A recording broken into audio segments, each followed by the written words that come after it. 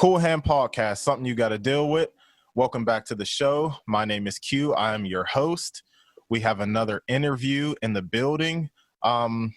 Before you say your name, before you introduce yourself, I like, the 5 people who regularly listen, they know that I like to interview creatives, musicians, artists, and things alike. Today we have a different creativity, something that I never thought about a person interviewing or anything, but this is very interesting. Please introduce yourself and what do you do? Okay, hey, thank you so much for having me. I'm Jillian. I am a bartender. Currently, I'm an at-home bartender. I recently started my company Garnish'd, but I did previously bartend at a couple different restaurants and also different bars. And after a while, I decided I just was like, it was too much. I was done with that. So I wanted to go the route of doing something for myself, working for myself. But yeah, so that's what I do on the side. I'm a bartender. You became your own boss. And yeah, with the mixology thing, I did a little bit of research. So they call you guys mixologists. I guess that's a person who mixes drinks. Yeah. Now, I'm not mixing anything, but since you're on the show, I'm gonna pour up a drink because today we're at the bar. And, this is Crown Royal XO, and I was on your Instagram. Let me pour up a little bit. All right, and I was on your Instagram and I saw a video of what was that video? Is it a series that you do? Yeah, it's something I recently had the idea. So when I started the page on Instagram, I didn't want it to just be, pictures or advertising like things that I sell, but I really wanted it to be more informative for people. So I started the Garnish features. And so the first one was about Cognac, and I'll continue to do them. I'll feature different spirits. So the next one will probably be tequila. And just to help people understand the process, how things are made, understanding what they pair well with. Because I think one thing I learned in the world of like bartending and mixology, people don't really understand where a lot of these things come from. And I think if you have a better understanding of what it comes from, how it's made, maybe it'll help you understand how to mix it up better at home yourself. Oh yeah. For everyone out there who doesn't know me well, I drink occasionally. I'm not a huge drinker. It's not like it's once a blue moon. Mm-hmm. So the video I watched on your Instagram page was actually very insightful, very informative, very helpful. Oh, I'm glad. Now, the stuff I just poured up, Crown Royal XO, can you give me some information on what I'm drinking? So Crown is the video that I had was featuring Cognac. Crown Royal, they make whiskey. But the XO, that was one thing that I discussed in the video, is the different terms. So the XO, it just means that it's extra old. That's literally what they're saying. So the Crown XO is basically, it's been aged much longer. So you get a more balanced, a more smoother taste rather than the Crown Royal. The traditional Crown Royal we might drink, it's not going to be as smooth. And you might have to mix it with something. But that XO is going to go down a lot smoother. You can just enjoy it straight. I can vouch for that. I'm not going to lie. Is it good? Yeah. I said before the interview, I'm like, I'm really going to nurse this because, or milk this, whatever they call it. Yeah. But I took the little sip. I'm like, wow, this is actually pretty good. But yeah. Good stuff. Very helpful. And honestly, I was going to bring out some Cognac, but this was the fanciest thing that I own. So, well, that's fancy. But they actually, the one thing I learned about the Crown XO, the aging process, they do finish it off in a cask that had Cognac in it. So that probably adds to the, the smooth taste. Yeah, this tastes really good. It was worth the money. So thank you for that. Jillian, very, very informative. Like I said, very informative from what I saw. And it's Garnish'd. That's your brand, correct? Mm-hmm. All right. Yep. So I wanna get into your journey from what you were doing beforehand, what led you into the bartending and mixing game. But first of all, where are you from? So originally I'm from Vermont. I actually was born in Maryland, but just to give you like a little short background, I was adopted. So I grew up with an adoptive family in Vermont. And when I was 19, I moved to Maryland. And so I've been here ever since. What was it like growing? Well, what age were you adopted? Do you mind saying that? Oh, I don't mind. It's okay. Yeah, I'm totally open with it. I was adopted as a baby. I was like 2 days old. And I actually when I moved back to Maryland, I moved back with my birth family. So that's, they were actually the ones who brought me into the truth. It was my biological family. And that was at the age of 19? Mm-hmm. Okay. Wow. I can go so much deeper into that, but that's not what this episode is about. Right. I know. We talk about bartending. Yeah. That's not what that episode is about. So what was life like growing up in Vermont? It was like your typical small town sort of lifestyle. Like if you've ever seen a movie where, they live in a town where it's just like everybody knows everybody. They have like a mom and pop corner store that everybody goes to. Vermont is like that, all the towns. Like there's no major cities. The closest like shopping mall we would go to growing up was probably almost an hour drive away from us. Wow. Yeah. So it was very rural. Like I grew up down the street from a farm. They had cows. It was a much slower pace of life. Was there any type of culture shock moving to Maryland? Yes. Yeah, for sure. I mean, I grew up, so I think Vermont is the second whitest state in the country. The last time. I mean, it's true. Just to throw the statistics out there. And I moved to PG County, Maryland, which is like the Black utopia, for the East Coast. So it was definitely a culture shock at first. It was a weird adjustment. Like I was used to walking down the street and, people hold the door for you, everybody waving hi, you can talk to strangers, people are cool. But in Maryland and DC where I worked, it was like, no, you don't talk to strangers. Like you can't speak to people, It was very different. Interesting. Very interesting. And what did you do? Let's just say creatively, any type of hobby, singing, rapping, painting, before you got into bartending? So growing up, I always took dance classes. That was like my passion, I guess you could say. That was a creative outlet for me. I took contemporary, ballet, hip hop, so all varieties of dance. I really loved that. And I also have always been a writer. I just don't really share a lot of my stuff with people, but I guess it's more like an outlet for me personally. So I write poetry, creative stories. Yeah, I love to write. That's always been my thing. Oh, wow. Well, that's nice. You let it be known that it's pretty much for you, the writing and the poetry. Yeah.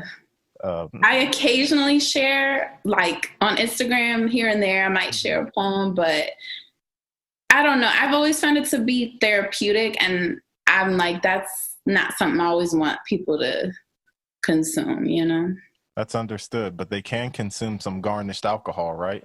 Oh, absolutely. That is what they can consume. That is always for consumption. Well, let's get into you becoming a bartender. What attracted you to mixing alcohol or mixing drinks in general, not just alcohol? So initially, I will be honest, I wanted to start bartending to make extra money on the side. So it's never really been like my full-time hobby or anything, or a full-time job. But several years ago, I really wanted to be a bartender, but that was when I had started studying, and I was kind of like, I don't think the scene, you know what I mean, is the greatest for me. So later on, I started working in restaurants as a waitress, and they were like, hey, you know, when it gets busy in the restaurant, sometimes the bartenders get overwhelmed and they'll just ask you to assist them with making drinks. So you might get behind the bar, you start, you know, practicing a little bit. And when I saw people's response, like if you would make something for your table and you see how much people enjoy it, sometimes they almost enjoy it more than the food that they came for. So I don't know, it was something about it. I liked making something, mixing something, and seeing people's reaction. Similar to like cooking for people, you know, when friends come over, you cook for them and they really enjoy something you've created. To me, it's really satisfying. Interesting. Do you remember your first drink that you mixed? For somebody else? Yes, or for somebody like at home? else, working behind the counter. I don't really, yeah, actually, yes, I do. You know what it was? It was an old fashioned. And I mean, that's like a very run of the mill, a classic drink to make. And I remember making it and I was just like, this is it? I mean, it just seemed so simple to me. And I remember I was thinking like, why are bartenders always so stressed? This is all you have to do. But I mean, as I got into it, I understood it's more than the drinks. It's really the people that you do. It's the people you deal with. So yeah, the bartender side hustle was attractive to you. You chose to be a waitress at the time. And you ended up behind the counter anyway when the bartenders got overwhelmed. Now, at a certain point, you decided to go to school for it. Is that correct? Yeah. So I had stopped working at the restaurant that I was waitressing. Then it was 2 years later, I think. No, it was like a year later that I said to a friend, I was like, you know, I saw there's a professional bartending school and I really want to learn the trade, even if I don't work at a bar ever again. I just want to have this, you know, certification. So we took the class. The teacher was excellent. They actually had a few different instructors and they were just so knowledgeable. They really made you love the craft. Like you could tell they knew their stuff, you know, they were very passionate about it. So it was just exciting. Every day we went to class, it was like they would make it so much fun. And what school did you go to? It was the professional bartending school in Arlington. Shout them out. Yeah, for real. And I also want to shout out Gabby. She was my favorite instructor. She's been in the game for a while. She taught us a lot. So shout out to Gabby. You're the best. Shout out to Gabby, man. Shout out to Gabby. You know what it is. So how long was the schooling? I looked it up. When I looked it up on Google, that's as much as I looked up. It gave me the results for California. I don't know why, but it said something about like classes or schooling is like a month, doing 40 hours a week. What was schooling like for you, the duration of it? Yeah, so thankfully they were pretty flexible because I do work full time. So you would go to class for 4 hours at a time. And there was a total of 8 different lessons that you had to take. And then you had to do like 8 hours of just practice time before you could take your exam. So I broke it up. Most people would finish probably within a month. Because of my work schedule and everything, it took me like 2 months to finish. Okay. So it was really something. It was really, really something you were doing on the side. Yeah. Okay. And to make things clear, when you were in school, did you realize that there were different type of bartending jobs? Because I don't know. I'm aware of restaurants and I'm aware of bars, but where else can bartending take you? A lot of places. One of the things that they really emphasized was you have options. So, of course, you can get into your run-of-the-mill bars. You could work at nightclubs. But you can also be your own bartender. You could do events, catering, like if you need, weddings, parties. People always need a bartender. And then even the different environments, like you really have the option to choose the atmosphere you want to bartend, because there are some bars you go to, and I don't know if you've ever been to one like this, but it's like they really take pride in the drinks. It's like the craft cocktails, and they serve it with like a beaker, and you know what I mean? Everything is just, it's the art of it. And then you have other bars you could work at where you might just be serving shooters all day, Now, what is a shooter? I'm sorry, I'm very ignorant. What is a shooter? It's just like a shot, but it's bigger. So if you don't like to just drink straight shots of alcohol, you could mix a shooter. So I don't know if you've ever heard of like a kamikaze. Yes. Okay, that's a shooter. Okay. Yeah. Interesting. So, like I said, you're a big ball of knowledge, at least to me, because I know very little about alcohol. I'm still learning too. So. I understand, but to me, you're like all wise and all knowing, because, like I said, But anyway, what was one of the biggest takeaways that you got from going to your school? I think one of the biggest takeaways was that bartending is what you make it. You don't have to feel like, when I went into it, when I started going to the school, I was thinking, okay, there's usually just one path for bartenders, and after a while, you're going to get sick of it. But they really emphasize that it's all about what you want to do with it. So I really appreciated that. And also, I think to understand that if you don't enjoy bartending, I think from the get-go, like you're never going to enjoy it. There's people who do it just for a job. It's just money. And then there's people who really love to do it. Mm-hmm. So. And I would imagine you really love to do it. Yeah. All right. Let's talk life after school. What did you do after school in the bartending field? So I went back to working at a bar, but it was at a restaurant. So it was here locally in Maryland. And I just walked in. I was like, okay, I need a bartending job. Are you looking for a bartender? I just finished school. And it's funny, when you go to apply for jobs at bars, sometimes they turn their nose up when you say you went to school, because the reality is the best training is on the job. Mm-hmm. So I told them some of the things I knew how to make.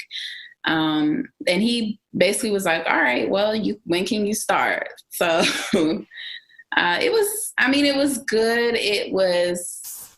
It was good for a while it lasted, but after a while sometimes the schedule can take over your life. Yeah. Because that was my second job. So it was, it served its purpose. Yeah. And how many restaurants, bars, or facilities have you worked at up until this point? I only worked at, restaurants. I worked at 3 different restaurants, but I bartended. No, I'm sorry. Yeah, 3 different restaurants. I worked at one bar. It was like strictly a bar, bartending. And then more in the last few years, I bartended at 2 of the restaurants. I don't know if that made sense, but No, it all comes together. And let's just talk about your experience bartending, because I wanted to ask about your experience, where you've worked, how many places you've worked, to talk about the actual environment being a bartender. Can you give us some insight, give me some insight into what you go through being a bartender? Because let me tell you what I see when I go to a bar. Let's just say I'm at a concert and they have a bar. I see a lot of chaos. I see a lot of people trying to get their attention, them taking an order, spinning around, going to the POS. Is that what it's called? Whatever. yeah. Point of service. Doing all that stuff. And meanwhile, I'm over here trying to get, you know what I mean? I'm the last one to get my drink because I'm the nice, you know what I'm saying? So, so talk to me about what's going on behind the counter. So on a hectic day or like during a happy hour rush, it's very emotional. It gets very intense, especially if you're working. Well, actually, if you're working solo or if you're working with somebody. If the person you're working alongside doesn't have a good work ethic or is not a good team player, it gets very frustrating. And so when I'll give you an example. One of the bars I worked at, which when I was very new to the game, I hadn't gone to school yet or anything. It was kind of like this seedy bar. I only lasted like a week. And it's just, you have a lot of people coming in, a lot of times men, and they might be either they're trying to get your attention for a drink or they're trying to just get your attention, period, So then you have to discern, do you really want something or are you just trying to talk to me? So you have to be good at like cutting people off. You can't really feed into it, but at the same time, you're trying to serve them with good customer service, trying to be friendly, because nobody likes to go to the bar with that stuck-up bartender. Mm-hmm. So you're trying to find a balance, but at the same time, make sure you're counting the money correctly, make sure you're giving them proper change. You're trying to remember 12 different drink orders in your head because you're not taking the time to write it down. And then you might be running into the person you're working alongside, or they might drop something. So it can get very, very chaotic. What qualities, that makes me think, what qualities does a good bartender need to have? I think you need to have a good combination of skill, confidence, and I don't know if the word is self-control because you have to work well under pressures and not react when customers are rubbing you the wrong way, or you can't get overwhelmed easily. I don't know what the word is for that, but overwhelmed. Yeah, you can't be easily overwhelmed, and you have to be confident in what you're making for people that you're serving them, but also confident in the fact that, a person's limits, because people will try to push you sometimes and, they may want more of something and you have to know when to shut them down. Now, what is that experience like? Say I'm at the bar, I want a Moscow Mule, I want a vodka and Red Bull. And you know what? I want some Henny too. Some Henny on the rocks. You? All for me. And you know what? You know what? For my fourth drink, is that Bacardi? Yeah, I'll take that and some Coke. Rum and Coke, please. Now, what is that like? Cutting someone off. What is that experience like? It's kind of like negotiating with a toddler. It's like a toddler who you hope is going to tip you well. So you have to be firm with them, but also make them feel as though you still care about their needs, you still care about what they want. And you can't get flustered. It's like people will try to still push you, especially if it's a person who's used to getting their way. But it's usually, if you can kind of like smooth them over with personality, it'll be okay. They like, hey, you know, you can get your Coke and, you know, rum and Coke right now, but how about later? I'll get you those other drinks, you know? Okay. Because I would imagine it can be kind of, for lack of a better word, scary, daunting when you have maybe, you know, some aggressive person saying, I can handle it, I got this, while they're slurring their words and, you know, falling all over their friend that they came with. Right. Do you have to deal with that? Like people being maybe a little over aggressive or maybe combative when it comes to getting their drinks? Yes, I have definitely dealt with that. And sometimes if a person is belligerent, a lot of times they're showing up and they've already been somewhere else and had too many drinks. So a lot of times it's not your own fault. It's just that's how they arrived. And with a person like that, a lot of times the best way I've diffused it is I'll ignore them or, you know, or let, you know, some of the other customers might start talking to them, engage them. Or you can give them a little fake me out drink sometimes. Yeah, you can do that. Bartenders do that sometimes. You know, you can fake people out. You could fake them out with a drink. Just to make them feel like they're getting what they want. And eventually they'll just give up or they'll go somewhere else, you know? What's a fake me out drink? Can we get can you spill this secret? Like if you order something, I'm going to put, I don't know. It doesn't apply to all drinks because certain drinks like a Long Island, you're going to know if I faked you out. But if it's something mixed with a lot of juices, I can just give you the juices. And I mean, that's not, I don't know if bartenders always do this, but sometimes just to get a person off your back, just give them a cup with a bunch of juices mixed in it. But you know what? You know, this is the good thing about Garnish'd. You don't have to do that anymore because you started working for yourself. That's part of the reason why I don't want to deal with that. That was very informative. One more thing, back on the bartending thing, or working in a bar, might I say, how important is a tip as a bartender? Oh, it's everything. Talk to him, please. You know, I can't stand a bad tipper. And not just when I'm working at a restaurant. Like when I go out to eat with someone who doesn't tip well, I'm offended. I'm so offended because as a server at a restaurant or bartender, you only make, I think in Maryland, it's still like $3.50 an hour. Okay. So it's way under minimum wage. So your tips are everything. And when somebody gives you a great tip, you know that's a person you're going to continue to take good care of. And I wish people understood that, you know. The better you tip a bartender, the more they're going to look out for you.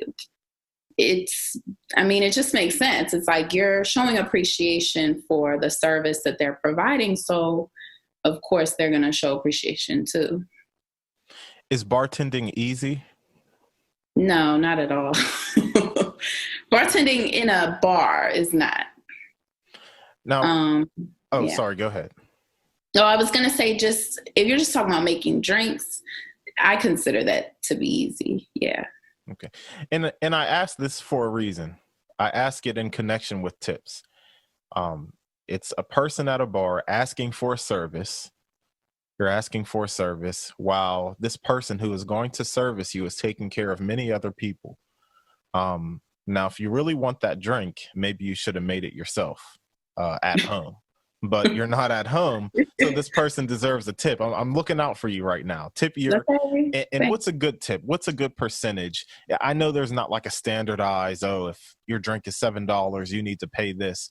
But to express one's appreciation for your service, what is a good tip? Well, to me, they say the standard is 18%. That's standard for good service. To me, it should be at least 20 to 25%.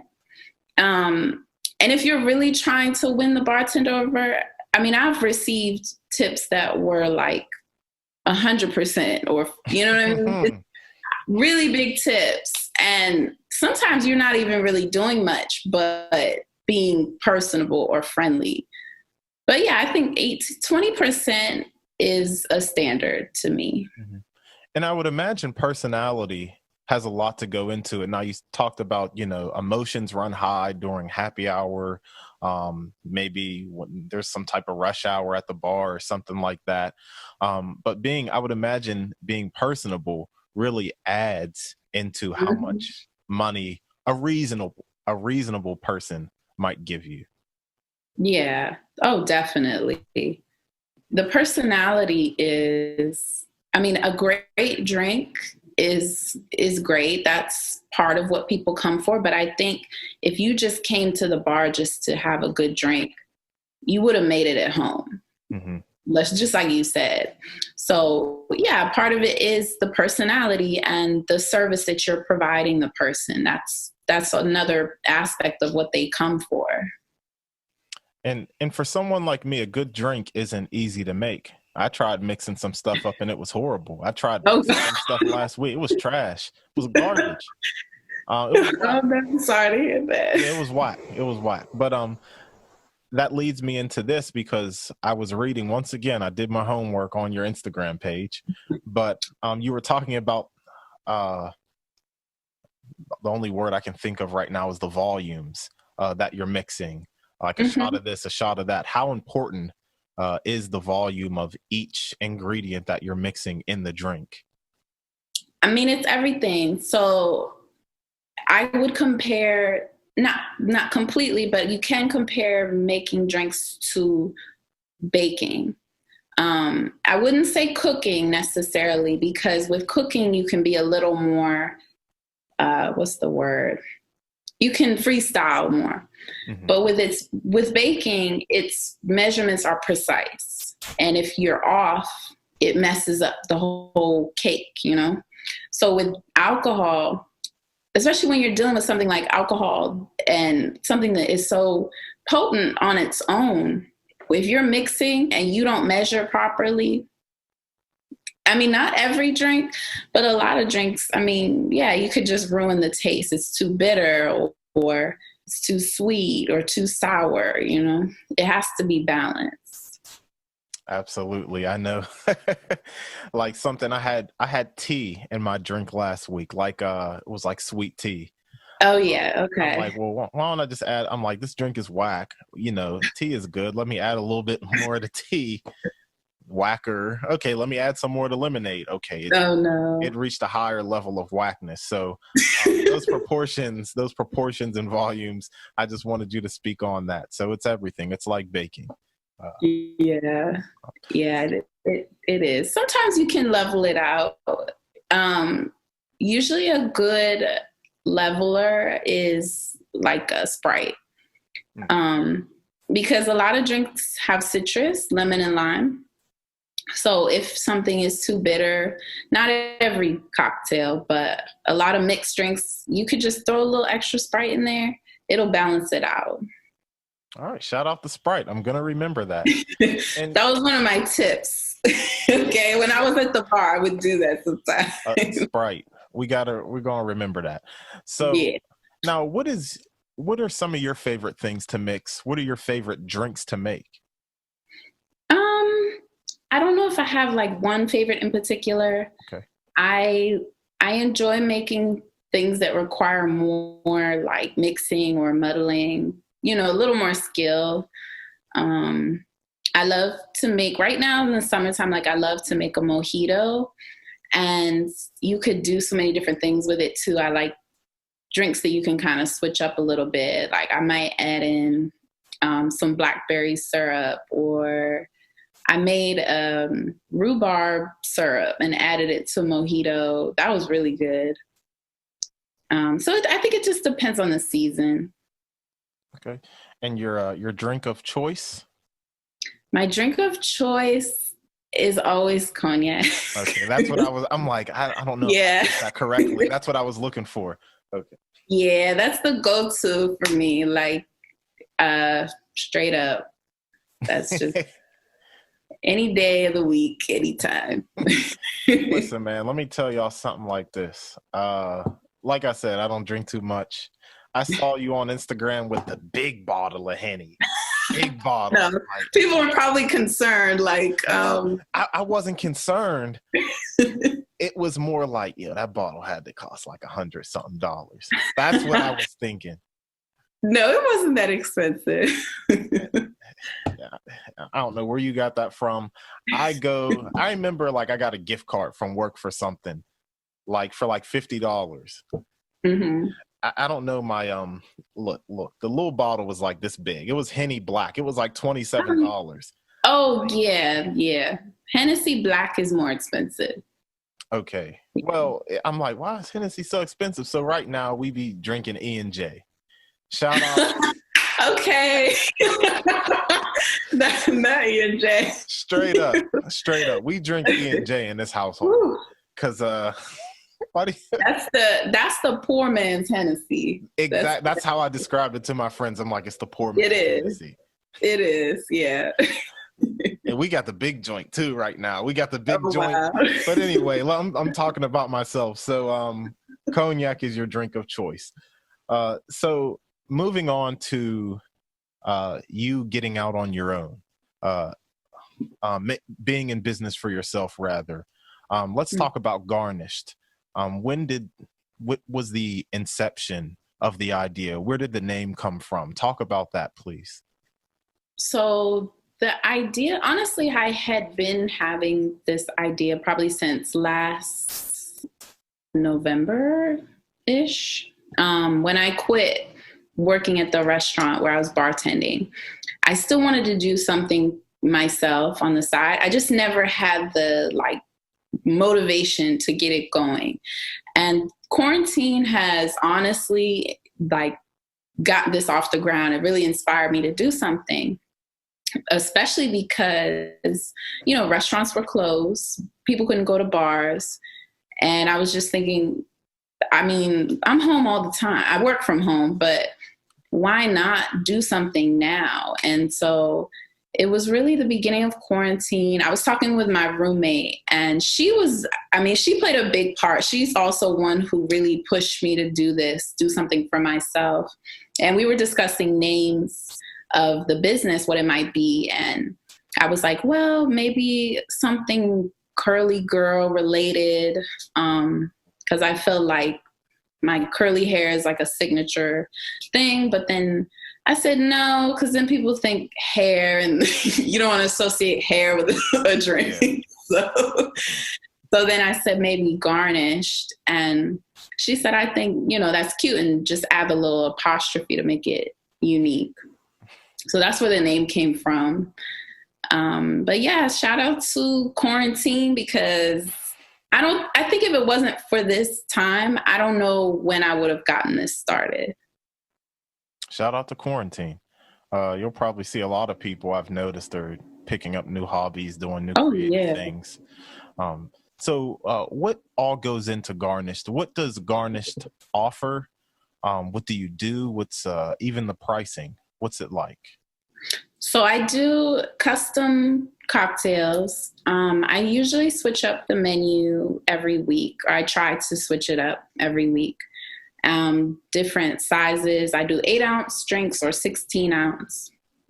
And everything is to go, so you can just bring it home and pour it over ice. But I also have more recently started offering mixology classes. So people can do via Zoom a virtual mixology class. And my first one was a lot of fun. It was a big group of friends, and they were all over the country. We all came together and we made 3 different drinks. So that was a lot of fun. I do that. And then eventually when things do start opening up again, I will be bartending events. Oh, nice. Nice. Now let's get an example, not an example. If I was to sign up for a class and I wanted to learn how to mix something, what can we expect from a class of yours? A class, I will try to incorporate something that's unusual to people. So, for instance, the last class, all the drinks were made with gin. So for most classes, keep it consistent. I'll tell everyone we're going to use one type of liquor. And especially that way, you don't have to go out and buy a bunch of different, liquors. And then usually using things that you wouldn't expect to put in a drink. So we made a drink that had an egg white in it last time. And it was bizarre to people, but a lot of drinks, a lot of sours incorporate egg white. But people don't realize that. So it's like when you make it yourself, it's like, oh, okay, this isn't so bad. That is interesting. That is very interesting. Yeah. Okay. And how about if I just wanted, it's been a long week and I just want to relax on Saturday. But I want to pick up some drinks, but the bars are closed. I don't want none of that beer or nothing like that. I want me a drink. So I hit up Garnish'd and you just yeah, you froze a little bit too, but I just kept talking just to keep the production value, just in case the audio keeps picking this up. But that's what it is. This is the Cool Hand podcast where anything could happen. Anything but I want to get me a drink. What drinks? Let's just talk about the current menu. What are you offering right now? These custom drinks. So right now I always keep my Jillian's Henny in the rotation, which is Hennessy. It has Grand Marnier, which is a burnt orange liqueur. And I mix strawberry and mango together. A couple other things that I'm not going to tell y'all, but or else you can't buy it. Right. Well, you wouldn't need me. Exactly. So that's one of the things on the menu. Definitely probably the most popular item. I'm also doing one right now. It's a strawberry lemonade, but it's got bourbon in it and basil, which is a nice like summertime drink too, because, the basil's really good right now. And lemonade, you just think summertime. So I have that one in rotation, and then the rum punch, which is called the Rum Me My Money. But usually name. I did. Usually bartenders or bars will try to do like a cute name for their drinks, some play on words. So those 3 are on the menu right now. And you came up with all of these yourself? Mm-hmm. Now, what's the satisfaction you get with experimenting? I'm sure there's a lot of trial and error with your drinks. It is definitely. Initially, it was a lot more trial and error because I do large quantities. So I serve 16 ounce and 8 ounce drinks. When you go to the bar, your glass might be 8 ounces, but you're probably only getting about 4 to 6 ounces of alcohol.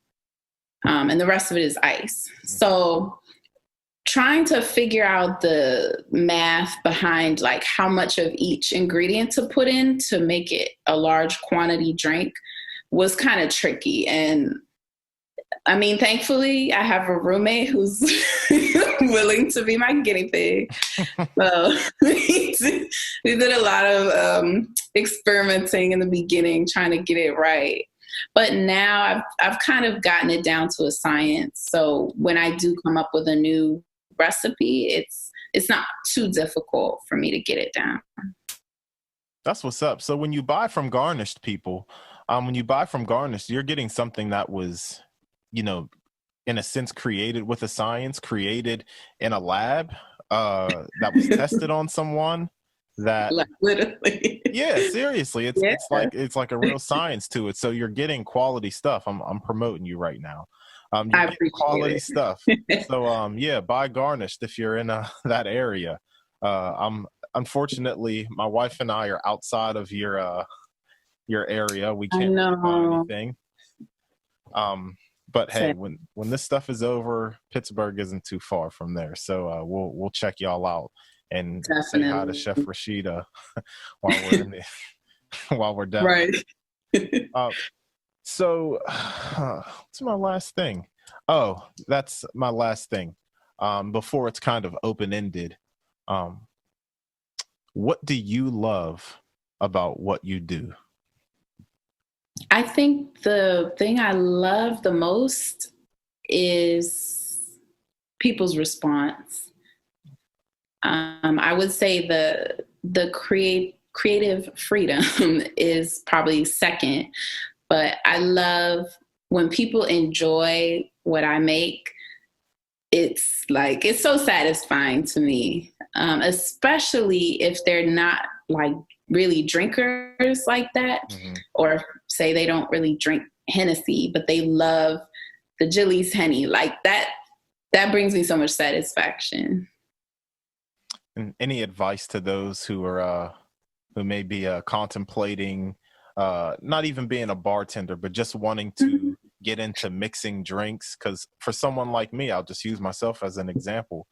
I walk into the liquor store and there's everything there, and I don't know too much about anything. Any advice to someone who just wants to get into it? Definitely don't be shy with trying new things. Don't get stuck in the rut of like, oh, I only drink vodka or I only drink gin. You know, be open to exploring different spirits, but also, just lost my train of thought. I think definitely also take advantage of opportunities to sample, like when the world opens up again. Or even, you know what, you can even sample at the liquor store. You know, those the little drinks that what do you call them? The nips, whatever. You can always buy those because it's such a small quantity, and just sample different things. And of course, I mean, online is a huge resource. There's a lot of bartenders that I follow on Instagram that give me a lot of inspiration. They might put things in a drink that I never would have thought to try, like chamomile tea, or, you know, it's something just random. So definitely check out. There's one I follow in particular, Bartender at Large. They always feature a really seasoned bartender on their page, and their drinks are just, I mean, they're always unique. So use resources online. I would definitely recommend that. All right. Now, is there anything that I missed? The one thing I did miss that I was supposed to ask in the very beginning, how long have you been bartending in total? In total, since 2017. So that's 3 years? So, yeah, about 3 years. Mm-hmm. Yeah, more or less. Okay, well, that's all I had. Was there anything, like I said, anything I missed, any shout outs, anything that you just wanted to say? Well, first of all, thank you for having me. Once Thank you again, for coming on. This was cool. I appreciate that.